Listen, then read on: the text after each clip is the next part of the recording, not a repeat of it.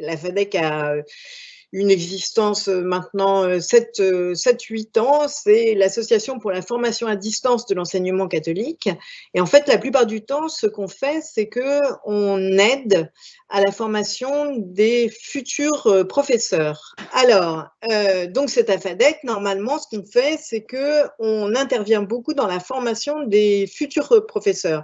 Soit que ce soit des gens qui sont en ISFEC et qui préparent le concours de professeurs des écoles ou le CAFEP, soit que ce soit des gens qui sont en première année d'enseignement et qui sont donc professeurs stagiaires. Donc normalement, voilà, on a une grande expérience de l'enseignement à distance, mais notre public, ce sont des futurs enseignants qu'on aide et qu'on entraîne pour réussir les concours. Essentiellement, c'est ça. Et normalement, en temps normal sur la plateforme, il y a à peu près 2000 étudiants inscrits. Évidemment, la situation nous a amené à revoir un petit peu notre stratégie et à se dire comment est-ce qu'on peut apporter une aide dans cette situation. Du coup, on a créé un espace qui est un espace en accès libre. Donc, l'adresse de la plateforme, c'est bien afadec.fr, c'est assez facile à trouver. Et normalement, il y a une connexion obligatoire, mais pour ce qui est de toutes les ressources qu'on a, tout le travail qu'on a fait dans l'optique de la continuité pédagogique, c'est en accès libre, il suffit de cliquer dessus. Voilà, pas besoin de se connecter pour y aller.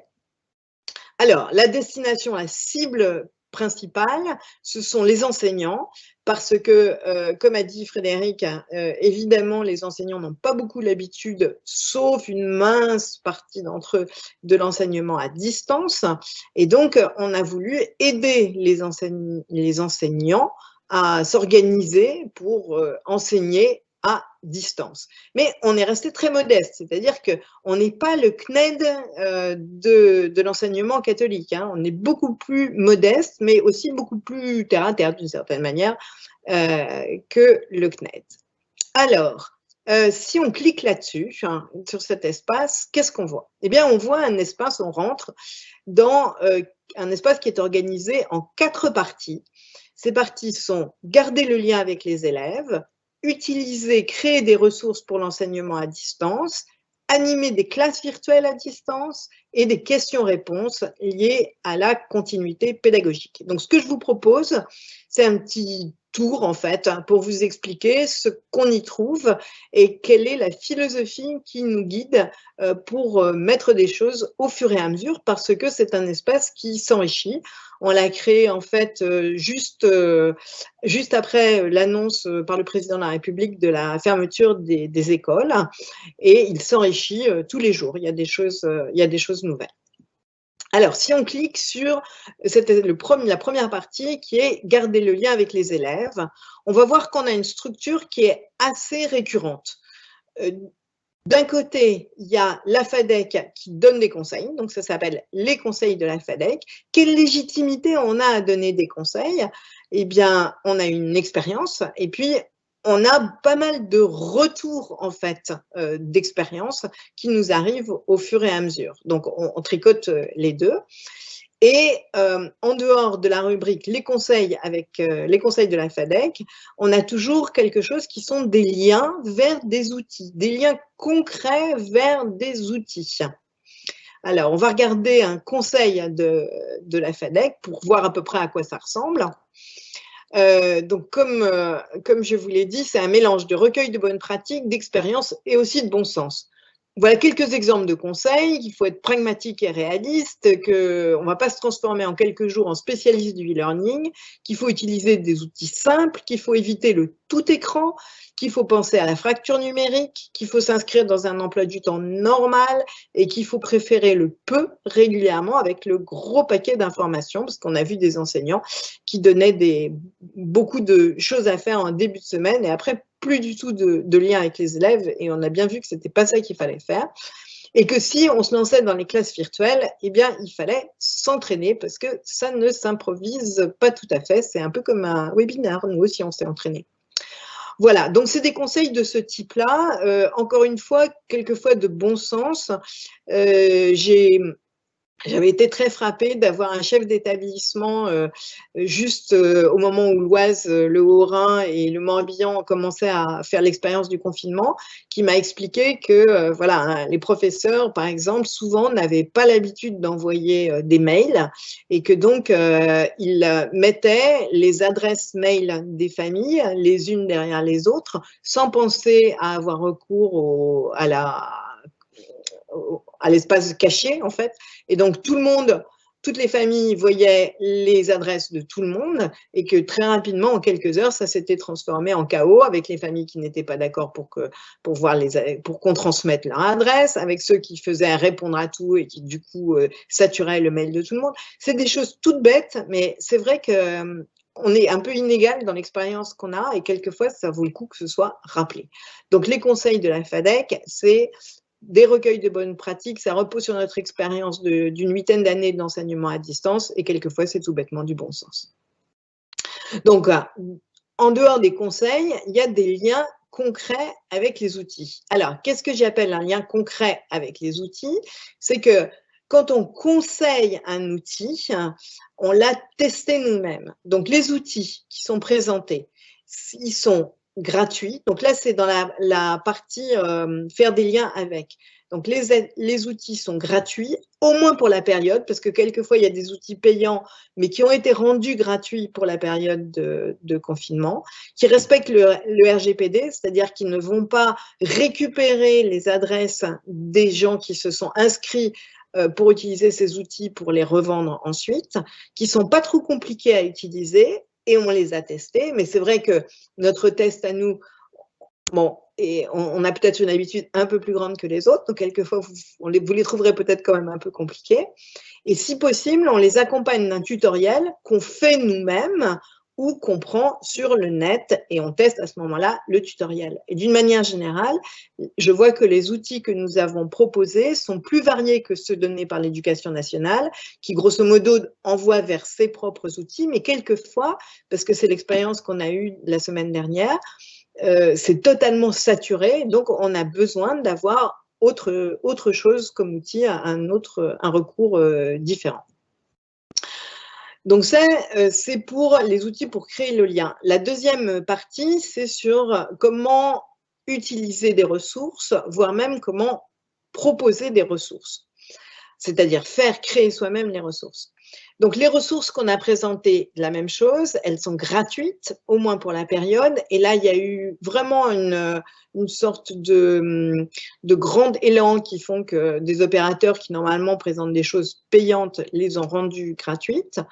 On les a classées par genre, banque de ressources, exercices manuels, etc. Elles ont été testées par la FADEC ou alors elles sont recommandées par nos formateurs. Un problème pour nous, ça ne recouvre pas tous les domaines. Il y a des disciplines ou des domaines où on n'a pas mis de ressources en ligne parce qu'on ne les avait pas. Et puis, on a fait une rubrique spéciale pour créer soi-même ces ressources parce qu'il y a des professeurs qui souhaitent créer. Donc, comment faire un petit enregistrement sonore, comment faire un quiz, comment créer un Padlet, etc. Et de nouveau, les ressources qu'on a présentées sont plus variées que celles indiquées par l'Éducation nationale. La difficulté pour nous, c'est plutôt d'essayer d'organiser tout ça, d'avoir quelque chose qui ne soit pas fourre-tout et quelque chose qui soit facile à utiliser. Ensuite, la troisième partie, c'est sur les classes virtuelles. Et là aussi, des conseils. Et puis, on renvoie vers la plateforme du CNED, mais pas seulement. On renvoie aussi vers des outils qui sont utilisés pour les visioconférences, à condition qu'ils soient gratuits et faciles d'accès. Et en fait, il y en a. Souvent avec certaines conditions, un mois d'utilisation gratuit par exemple, ou pas plus de 2 classes par personne. Mais ça existe et là aussi on fait des tutos pour aider les enseignants à les utiliser. Enfin, la dernière partie, c'est des questions-réponses qui sont liées à la continuité pédagogique. Pour le moment, ce qu'on a mis dans cette rubrique questions-réponses, ça vient d'un vade-mecum de l'Éducation nationale qui a été mis à disposition le 22 mars. On a à l'intérieur, trier les questions-réponses qui nous intéressaient, mais ça a vocation, cette rubrique, cette partie, elle a vocation à s'enrichir, et elle s'enrichit au fur et à mesure avec ce qui nous parvient comme témoignage. Voilà, donc ça, c'est ce qu'on propose à la FADEC pour aider. On a un trafic qui n'est pas négligeable, mais il faut bien qu'on comprenne que ce n'est pas sur la plateforme de la FADEC qu'on peut organiser, par exemple, une classe virtuelle.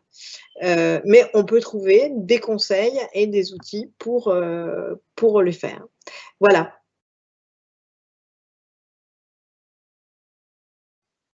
Voilà, je voudrais répondre à… Il y a plusieurs questions qui parlent de problèmes techniques. Donc, il y a la question sur comment faire avec la classe virtuelle quand on a un débit très faible. Bon, avec la personne qui avait essayé sur ma classe virtuelle.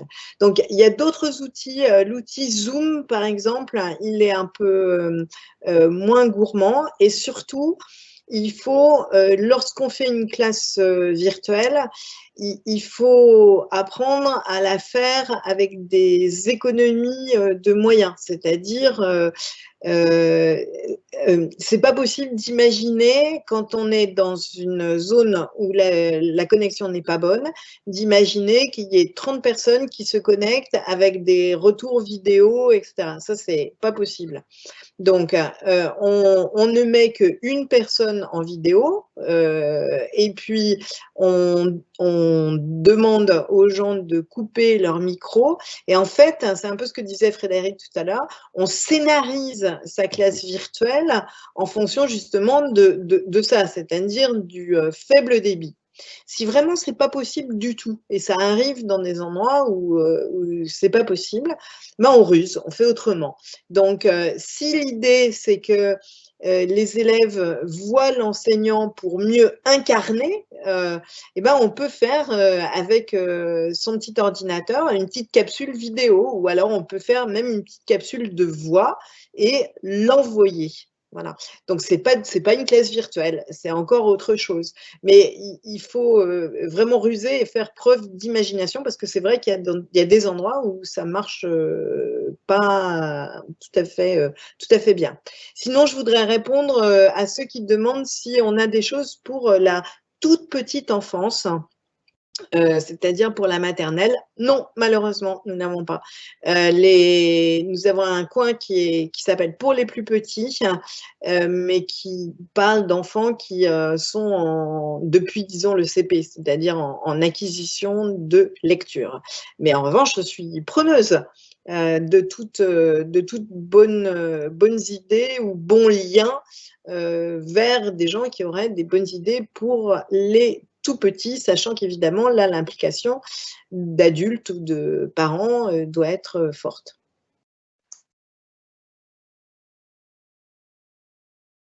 Les travaux des élèves.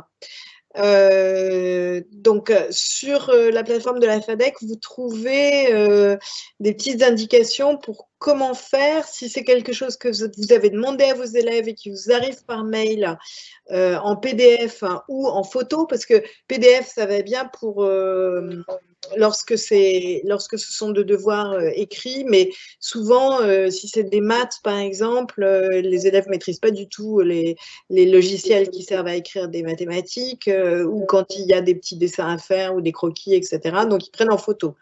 Donc, ce n'est pas très, très compliqué. Vous pouvez récupérer les choses et les annoter, que ce soit un PDF, que ce soit un JPEG. On a donné quelques conseils et il y a beaucoup de tutoriels Internet là-dessus. À la personne qui demande comment on peut construire des évaluations avec autre chose que des quiz.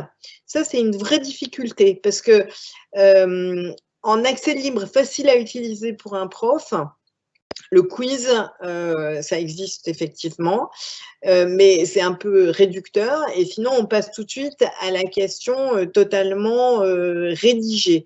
Entre les deux, on n'a pas grand-chose. Les professeurs de langue demandent souvent à leurs élèves d'enregistrer en fait de l'oral quand ils travaillent l'intervention orale avec leur téléphone portable et envoient des petits fichiers son.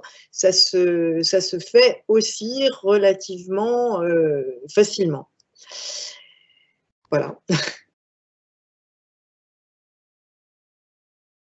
Qui m'est posée souvent sur la question d'aborder des notions nouvelles. Parce qu'au début, c'était assez simple, on pouvait faire une sorte de révision des épisodes précédents. Bon.